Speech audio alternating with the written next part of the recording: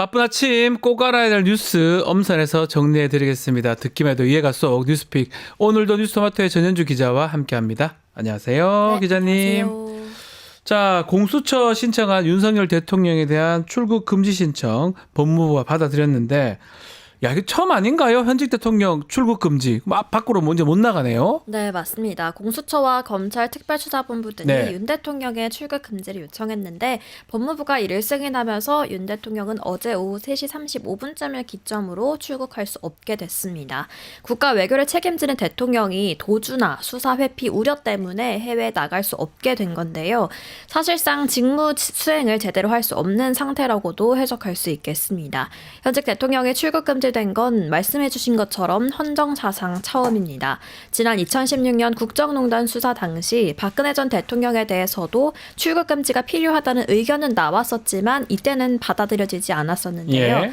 윤 대통령의 출국 금지 조치를 받은 데에는 12.3 비상계엄 사태에서 뇌란죄와 직권남용 혐의를 받고 있기 때문입니다.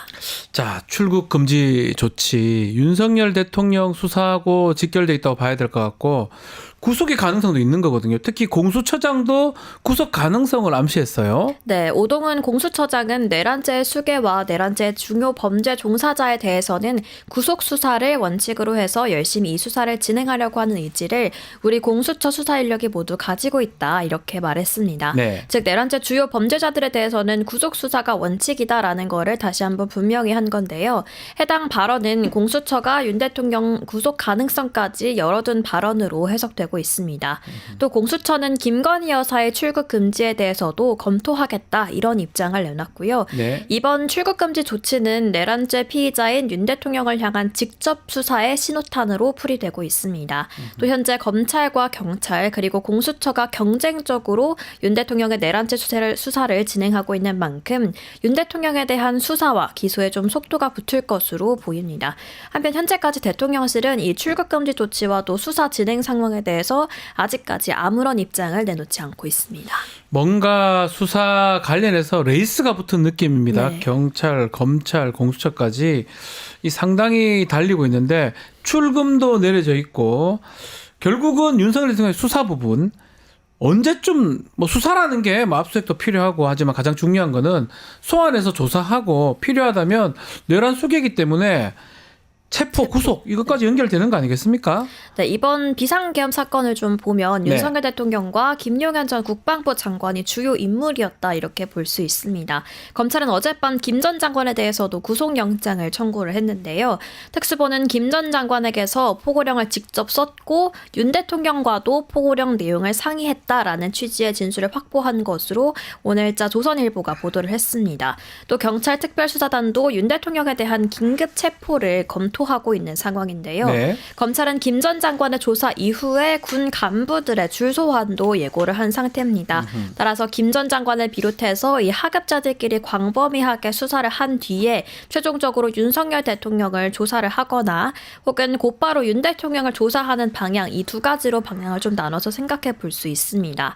다만 비상계엄 핵심 인물들에 대해서 상당 부분 이미 조사가 이뤄졌고 네. 수사기관별로 수사 경쟁이 좀 붙은 상황인 만큼 윤 대통령에 대한 소환 조사는 머지 않았다는 게 중론입니다.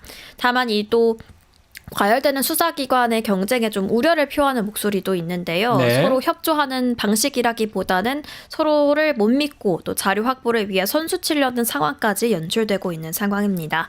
각 수사기관이 본인들이 수사해야 한다고 주장하는 이유도 제각각인데 검찰은 군검찰과 합동수사체제를 구축해서 군인 수사가 가능하고 경찰은 검경수사권 조정 결과에 따라서 내란죄는 본인들 소관이다 이렇게 주장을 하고 있고요. 네. 공수처는 공수처가 이첩을 요청하면 다른 수사기관은 응해야 한다라는 이 공수처법을 바탕으로 이제 자신들의 자신들의 소관이라고 이렇게 주장하고 있습니다. 자, 그럼에도 검찰 못 믿겠다 이런 분들도 많고요. 경찰도 자, 공수처 어쨌든 간에 제일 중요한 거는 증거 확보 같아요. 압수수색, 대통령실 관전 압수수색하는 부분, 또 결국 대통령 조사하는 부분, 체포, 구속, 또 경호실하고 충돌 이런 부분들이 앞으로 좀 예상이 되는 상황인데, 자, 비상계엄 선포되는 날로 다시 돌아가 보겠습니다. 그때 지금 707 특임단 얘기가 나왔는데 그 부대보다 더 강력한 부대가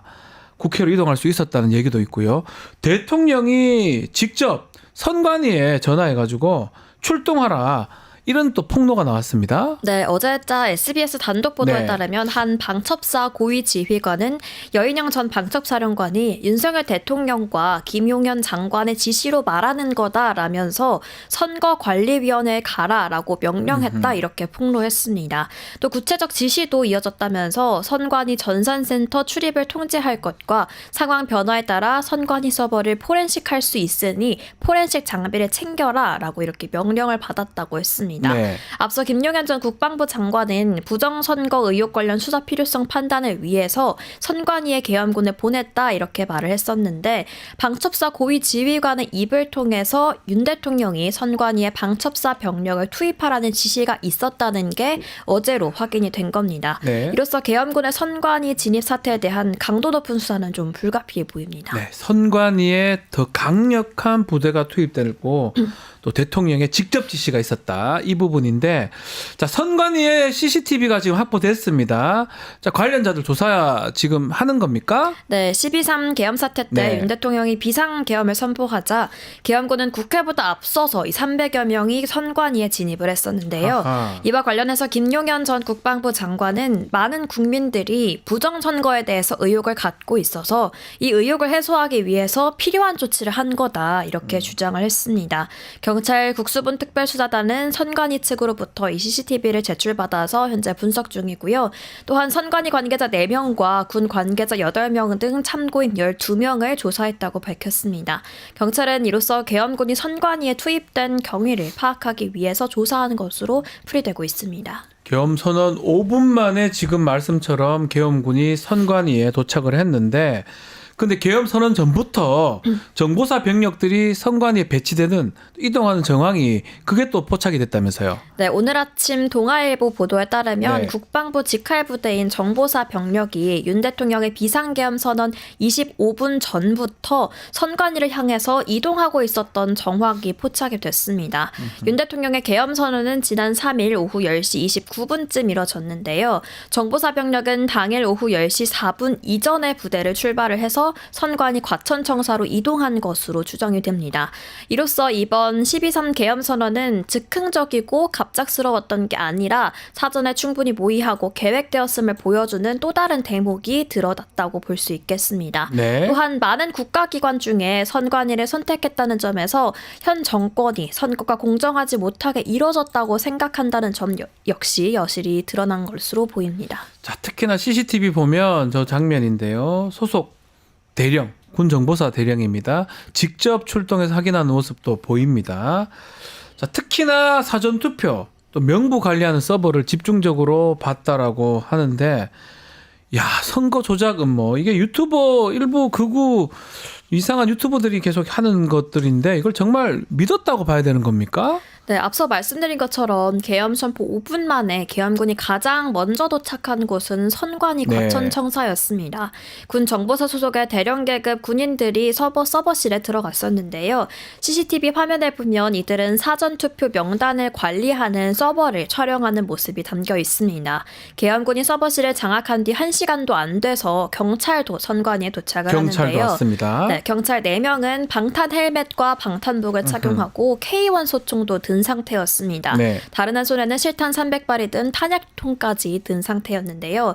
무장한 경찰들은 선관위 출입문을 지키면서 선관위 직원들을 제지하는 모습도 보였습니다. 국회보다 많은 군경을 신속하게 선관위에 투입한 데에는 이 사전투표 조작에 대한 대통령의 잘못된 믿음이 있었다는 주장이 좀 힘을 얻고 있는 상황입니다. 네. 또 노컷뉴스 단독 보도에 따르면 특수부는 계엄군에 점령됐던 선관위 관계자들에 대한 참고인 조사를 진행 중인 것으로 확인이 됐는데 해당 조사를 통해서 선관위 청사와 연수원 등 이 계엄 당시 통제 상황과 피해 내용 등을 확인하려는 취지로 보입니다. 도대체 무슨 생각을 하고 있고 어떤 이유로 선관위까지 간 거고 무슨 부정선거 얘기를 하고 있고 그런 부분들 제대로 좀 파악이 좀 필요할 것 같습니다. 좀 계엄군이 선관위까지 투입된 게 정말 아찔한 상황인데 방첩사 얘기 좀 해보면 방첩사에 법무관들이 있습니다. 네. 이 사람들이 이걸 반대를 함으로써 상황을 막았다고 하던데 사실은 제가 계속 의문을 가졌던 게 포고령도 법무관들이 다 사실 봐야 되거든요. 너무나 형편없었습니다. 그래 알고 보니까 5.18 때 쓰던 걸 그대로 썼던 거예요. 처단이라는 용어는 쓰지 않거든요. 법적 용어도 아니고. 그러니까 결국은 부대마다 법무관들이 배치돼 있고 그 변호사 자격을 갖고 있는 장교들이 이걸 하라고 했을 리는 없을 것 같은데 실제로 오늘 보도에 따르면 방첩사에 있던 법무관 7명 이것을 막았다는 얘기도 있습니다. 소개 좀 해주시죠. 네, 오늘자 한국일보 보도에 따르면 이 방첩사 법무관 7명은 절규하면서 이 계엄의 부당성을 외쳤습니다. 네. 선관위의 계엄군이 진입해서는 안 된다 이렇게 하면서 결사 반대한 건데요. 그 결과 현장 지휘관은 병력 진입을 늦추면서 시간을 끌었고 또 선거를 책임지는 헌법기관인 선관위를 지켜낼 수 그렇군요. 있었습니다. 당시 정성수 1처장은 7명의 법무관에게 이 방첩사 요원의 선관위 진입이 법적으로 문제가 없는지 따져보라 이렇게 지시를 했습니다. 법무관들은 일제히 안 된다라고 입을 모았고 그 말을 들은 정 처장은 중단시켜야겠네라는 말과 함께 현장으로 이동 중인 부대원들에게 원거리에서 대기하라라는 명령을 내렸습니다. 네. 박안수 계엄사령관이 아무런 검토 절차 없이 포고령을 그대로 발표한 것과는 대조되는 모습인데요. 그렇죠. 네, 방첩사 관계자는 기본적인 절차도 모르는 군 수뇌부의 지시 때문에 그 책임은 후배 장교들이 지고 있다면서 울분을 토하기도 했습니다. 네, 제가 포고령 관련해서 저도 뭐 법무관을 오래 하다 보니까 후배들한테 이거 누가 작성을 했을까 물어보니까 작성한 사람이 없다고 하더라고요. 결국은 지들끼리 들고 가서 쓰고 이렇게 했던 걸로 보입니다. 그렇게 하니까 엉성했던 거고 방첩사 같은 경우는 이 법무장교, 이 법무관들이 그런 출동이나 이런 것들을 좀 막게 한 계기가 되지 않았을까 생각이 듭니다. 자, 앞서 말한 것처럼 비상계엄 선포 후에 선관위에 간 부대가 방첩사인데 이 윤석열 대통령이 방첩사가 부정선거를 수사할 수 있도록 대통령령을 이미 개정을 했더라고요. 네, 이 또한 굉장히 치밀한 거네요. 걸로 보이는데요. 주간조선 단독 보도에 따르면 윤석열 대통령은 지난해 3월 22일 방첩사령부를 비공개로 방문을 했습니다. 네. 이후 약 한 달 만에 방첩사가 부정선거 의혹을 수사할 수 있는 근거가 되는 이 대통령령을 시행한 것으로 드러났는데요. 네. 그로부터 1년 6개월이 지난 12.3 비상계엄 사태에서 선관위에 가장 많은 인원을 방첩사에서 투입을 한 겁니다. 투입한 병력들은 부정선거 관련 자료를 확보하려고 했었는데요. 이 개정령에 따른 행동이었다는 게 전문가들의 분석입니다. 즉 대통령이 취임 1년 차 때부터 이 부정선거에 대한 견해를 가지고 있었다라는 의심이 더 짙어지는데요. 윤 대통령이 방첩사를 방문하기 전에는 이상민 전 행안부 장관이 방첩사를 방문해서 또 이 충암고 출신 장교들과 함께 예. 식사도 한 것으로 전해지고 있습니다. 지난 6월 부승찬 의원실이 국방부로부터 제출받은 자료에 따르면 국방부는 해당 개정령에서 방첩사의 지원 업무에 대테러, 대간첩 작전 지원 조항을 신설을 했는데요. 네. 또 방첩사의 주요 직무 중 군 보안 업무에 사이버 등에 대한 업무를 새롭게 포함시킨 것으로 드러났습니다. 국방부가 뭐 누락된 직무의 수행 근거를 명문화한 것이다 얘기를 하고는 있지만 지금 보면 상당히 치밀하게 준비했다고 봐야 될 것 같아요. 네, 맞습니다. 원래 방첩사의 이 국가 사이버 보안과 네. 관련한 일상적인 활동은 정보통신기반보호법이나 국가 사이버 안전관리 규정 등에 포함되어 있는 관련 개념 정의나 세부 내용들로 이미 규정이 되어 있었습니다. 하지만 개정령에는 현행 방첩사령보다 포괄적인 이 사이버라는 개념이 담겨 있는데요.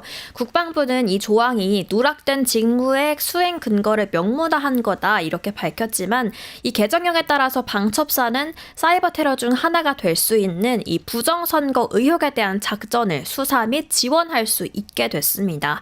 즉 부정선거를 위해서 이 디도스 공격이나 해킹 공격이 있었다든지라고 한다면 이 사이버 테러라고 규정을 해서 해당 부분에 대한 수사를 진행할 수 있는 이 근거가 마련이 된 건데요. 네. 이 외에도 이 개정령은 방첩사의 사령관과 부대장이 직무상 거의 대부분의 군 정보를 관장할 수 수 있도록 권한을 확장시켰고 사령부에 두는 군인과 이 군무원의 정원 비율을 제한하는 규정을 삭제해서 과거 국군 기무사령부 출신의 군인들을 대거 복귀시키게 할 수 있는 근거도 마련한 것으로 확인이 됐습니다. 자, 점점점 드러나고 있는데 개헌 문건도 이미 작성을 해서 실행을 하려고 했고요. 오늘 이런 법률도 일단 개정을 하려고 했고 사실 이 계엄 사태, 내란 사태가 터졌을 때 처음에는 아주 어설프게 준비했다 이렇게 얘기를 했었는데 아니었습니다. 상당히 꼼꼼하고 치밀하게 좀 더 드러나겠지만 준비했던 정황이 보이고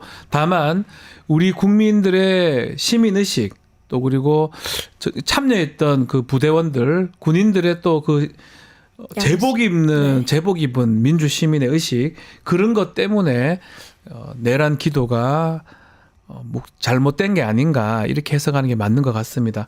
앞으로 계속 어떻게 이런 내란을 하려고 했고 이런 것들을 계속적으로 수사기관은 밝혀내야 될 것 같습니다.